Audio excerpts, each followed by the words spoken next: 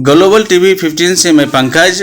अभी मैं आए हूँ जिला के तेज तरार युवा जो कि मेडिकल की दुनिया में एक अपना ख्याति प्राप्त करके राजस्थान से आए हैं और उनसे हम मिलते हैं और जानने का प्रयास करते हैं कि कांग्रेस का वो जिला युवा अध्यक्ष बने, उपाध्यक्ष बने। हमारे बीच हैं हमारे बरजस भैया। सबसे पहले आपका स्वागत है ग्लोबल टीवी 15 पर। पंकज, बहुत बहुत धन्यवाद आपका। बरजस भैया, आप बताएंगे कि शिक्षा दीक्षा आपने सबसे पहले कहाँ ग्रहण की है? मैंने प्रारंभिक शिक्षा 6 से 10th क्लास जवाहर नवोदय विद्यालय बेगूसराय से किया।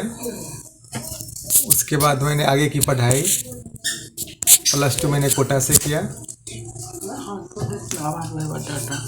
और फिर उसके बाद मैंने ग्रेजुएशन जो है मेरा इंजीनियरिंग से है, कंप्यूटर साइंस से है, जो कि मैंने बेंगलोर से विश्वेश्वरैया टेक्निकल यूनिवर्सिटी से किया।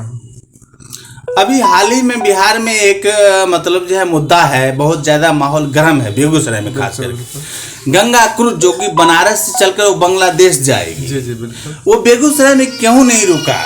देखिए, सबसे बड़ी बात है कि गंगा क्रूज जो बनारस से चली थी उसे बांग्लादेश तक जाना था। उसमें 36 यात्री हैं, ठीक है। वो गंगा क्रूज आई अपने सिमरिया घाट, लेकिन वहाँ नहीं रुकी। यहाँ पे कुछ देखने के लिए है ही नहीं। लोग कहते हैं कि कुंभ मेला यहाँ पर लगता है। लेकिन उस समय क्या देखते? उस समय लगता है ये दिनकर की भूमि है। दिनकर, रामधारी सिंह दिनकर इतने प्रसिद्ध कवि हैं, लेकिन उनके लिए भी कुछ वहाँ पे नहीं बनाया गया है। अगर कुछ ऐसा होता जिससे कि वो लोग आकर्षित होते तो जरूर रुकते। लेकिन लोग कहते हैं कि उनके गांव में जाएंगे तो गांव में क्या देखते हैं? क्या देखें? उनके लिए तो कुछ है ही नहीं, कुछ बनाया ही नहीं सरकार ने। जो गवर्नमेंट है करंट में, बीजेपी गवर्नमेंट है, हमेशा सभी लोग कहते हैं ये दिनकर की भूमि है, लेकिन सरकार की उदासीनता के कारण ऐसा कुछ भी नहीं उनके लिए किया गया जिससे कि पर्यटक लोग यहाँ पे आ सके। और दूसरी बात, यहाँ पे हमारे यहाँ बहुत ऐसी चीज़ें हैं जिससे कि लोग आकर्षित होकर यहाँ पे आ सकते थे। जैसे कि अपना हम लोग के बगल में ही मंझौल में है जमंगलागढ़ है, लेकिन वो भी सरकार की उदासीनता के कारण उसका भी देखरेख ढंग से नहीं हो पा रहा है। अगर पैसेज बनाया जाता और अगर ये क्रूज क्रॉस इस तरह करता कि जमंगलागढ़ वगैरह देखते लोग जाते तो वो लोग जरूर रुकते, लेकिन वहाँ पे कुछ देखने के लिए है ही नहीं, तो रुकने का कोई सवाल ही नहीं पैदा होता है। और दूसरी सबसे बड़ी बात है कि सरकार ने उस क्रूज पे इतना रुपया खर्च किया, गंगा की सफाई तो हो नहीं पाई। गंगा इतना गंदा पड़ा हुआ है, लेकिन क्रूज पे पैसे खर्च किया जा रहा है। ये बीजेपी सरकार की बहुत ही बड़ा। लेकिन बताया जाता है कि एक क्रूज पर एक व्यक्ति का मैक्सिमम खर्चा है 20 लाख। ये सोचने वाली बात है ना। इस देश में जब 60-70% पॉपुलेशन गरीबी रेखा से नीचे है, उन्हें ढंग से खाना नहीं मिलता है, और उस जगह वहाँ ऐसे देश में क्रूज चलाया जा रहा है, ये तो सरकार की साफ नाकामी दर्शाता है। थाईलैंड में एक शहर, एक गांव है, भारत के अनुसार बैंकॉक से करीब तकरीबन लगभग 30-40 किलोमीटर दूर, सेम जिस तरह से जमंगलागढ़ है उसी तरह से वहाँ की सरकार व्यवस्था की हुई है। हाँ। बिहार में ऐसा क्या हुआ है या भारत सरकार द्वारा ऐसा क्या हुआ है? हाँ। जो इसका विकसितकरण नहीं हुआ है? देखिए, सबसे बड़ी बात है कि अपने बिहार में टैलेंट की कोई कमी नहीं है, लेकिन ये जो भी पिछले गवर्नमेंट आई, बीजेपी की सरकार थी, लेकिन जो ढंग से काम होना चाहिए हो ही नहीं पाया है। लेकिन सर, आप भी अभी सरकार में हैं। हाँ। चूंकि आप जदयू के साथ कंबाइंड में एयरलाइंस में हैं। हाँ। आप सरकार में हैं। तो आप भी दरकिनार नहीं सकते। आपकी सरकार कितने दिनों से है? मुश्किल से 5 से 6 महीने हुआ। कांग्रेस की पूर्ण बहुमत की सरकार अगर बनेगी तब देखिए, जहाँ कांग्रेस की सरकार है, राजस्थान देख लीजिए। राजस्थान में मतलब एक मेरे डॉक्टर मित्र से बात हुई थी, उन्होंने कहा था इतना अच्छा मेडिकल का फैसिलिटी है वहाँ पे। पता है आपको, हर एक लोग के जितने भी लोग हैं सबका कार्ड बना हुआ है, इंश्योरेंस से सबका इलाज होता है। कोरोना के टाइम में इतना अच्छा व्यवस्था था कि गरीब से गरीब लोग भी सस्ते में बहुत अच्छे ढंग से इलाज करवा रहे थे राजस्थान में। ये फैसिलिटी राजस्थान में है। राजस्थान जाके देखिए, राजस्थान में कांग्रेस की सरकार है और तो बहुत अच्छा काम हो रहा है। लेकिन सर, आपको पूछना चाहेंगे, बल्कि मैं अपने लिए नहीं बल्कि पूरे बिहार के लिए, कि क्यों नहीं रुका गंगा क्रूज में वो स्विट्जरलैंड की यात्रियों, जिनके लिए मिथिला की संस्कृति लगातार लड़ाई थी कि फूल और गुलदस्ते के साथ कि उनका हम स्वागत करें, क्यों नहीं रुका? अच्छा एक बताइए, आप खुद बताइए पंकज जी, रुकता तो क्या देखता, ऐसा क्या चीज था जो वहाँ बालू दिखाते, क्या दिखाते वहाँ पे देखने के लिए, गंदगी दिखाते, क्या देखता वहाँ पे वो लोग? तो प्रश्न ही नहीं उठता है रुकने का। अगर ऐसा कुछ रहता, अगर वहाँ मान लीजिए कि दिन कुछ ऐसा देखने के लिए रहता तब तो रुकता, कुछ था ही नहीं, क्यों रुकता? ये दोष किनके ऊपर दे देना चाहेंगे? बिल्कुल, जो करेंट गवर्नमेंट है, बीजेपी की सरकार है, वो हर जगह कर रहे हैं। गुजरात में देखिए हजारों करोड़ रुपया खर्च कर दिए उनके, लेकिन यहाँ पे नहीं हो पा रहा है। यहाँ भी अगर होता तो रुकता, यहाँ पे देखने के लिए कुछ है ही नहीं, क्या देखेंगे वो? तो कहीं ना कहीं क्या हम माने कि बेगूसराय के बीजेपी की जो संगठन है उसके द्वारा कहीं ना कहीं राजनीति करने का प्रयास किया गया है? बिल्कुल किया गया है, जानबूझ के वो लोग चले गए वहाँ पे, टेंट से बैनर लगा दिए कि सरकार की बदनामी होगी, जो करेंट गवर्नमेंट है यहाँ की उसकी बदनामी होगी, इसके लिए वो किया गया कि नहीं रुकी नहीं रुकी। लेकिन बताओ वहाँ का रुकती तो क्या दिखाती वहाँ पे?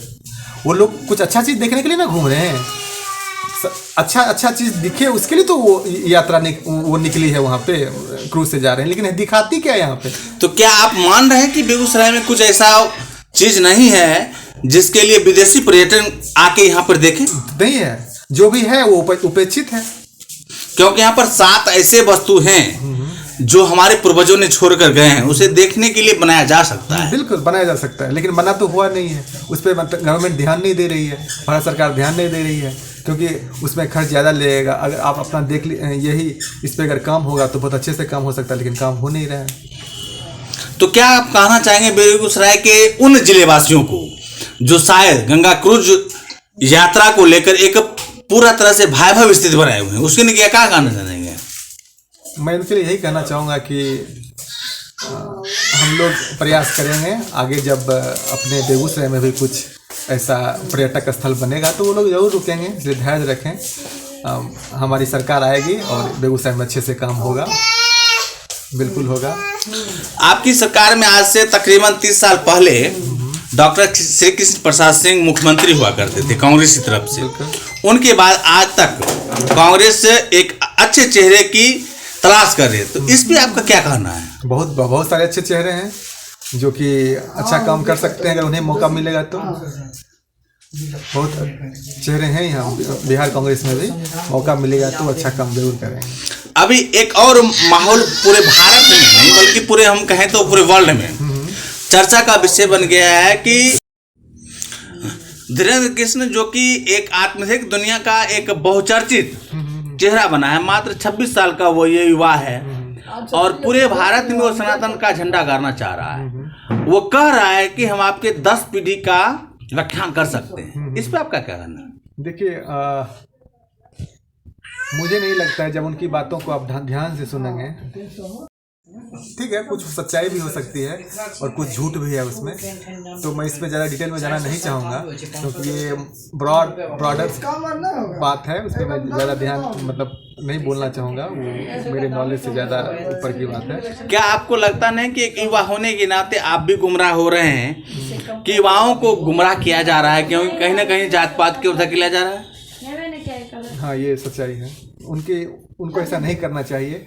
अगर सनातन धर्म को बढ़ाना ही है तो दूसरे तरीके से बढ़ा सकते हैं, इसमें कोई दो राय नहीं है, लेकिन वो जिस तरह एक आवंडर बना रहे हैं, मुझे नहीं लगता है पर्सनली, ये मेरे पार्टी का ये बयान नहीं है, पर्सनली मुझे नहीं लगता है कि किसी का नाम लेके, किसी के खानदान का नाम लेके आप किसी युवा को गुमराह कर सकते, मुझे नहीं लगता है। और ये सही भी नहीं है कि इस तरह वो युवा को गुमराह करें। अपना धर्म का प्रचार आप कर सकते हैं, सभी लोग अपने अपने धर्म का प्रचार करते हैं, लेकिन किसी को गुमराह करके नहीं, झूठ बोल के नहीं, एक डर का माहौल बना के नहीं कर सकते, ये गलत है। क्योंकि जब जवाहरलाल नेहरू प्रधानमंत्री इस देश के थे, उस समय जैन धर्म के अनुयायी के धर्म अध्यक्ष हम कहें, ओशो जी के द्वारा कहा गया था कि आप जो है भारत में बैठे ना कि विदेश में जाए, मैं यहाँ दुनिया को खींच के लाऊंगा, ओशो के द्वारा कहा गया था। तो क्या उस नजरिए से क्या देख रहे धीरेन्द्र कृष्ण शास्त्री के द्वारा? मुझे नहीं लगता कि वो उनको आप ओशो से उनका तुलना आप ओशो से कर सकते हैं, क्योंकि ओशो एक जो है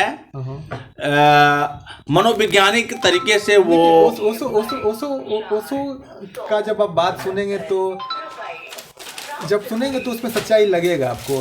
अब जब सुनेंगे तो रिलेट करिएगा आप कि नहीं ये मेरे मतलब डे टू डे लाइफ से आप उसको रिलेट कर पाइएगा। लेकिन ये जिस तरह से बातें करते हैं मुझे नहीं लगता है कि आप उसको ओशो से कंपेयर कर सकते हैं इनकी बातों को। उनका लेवल बहुत ऊंचा था इनसे।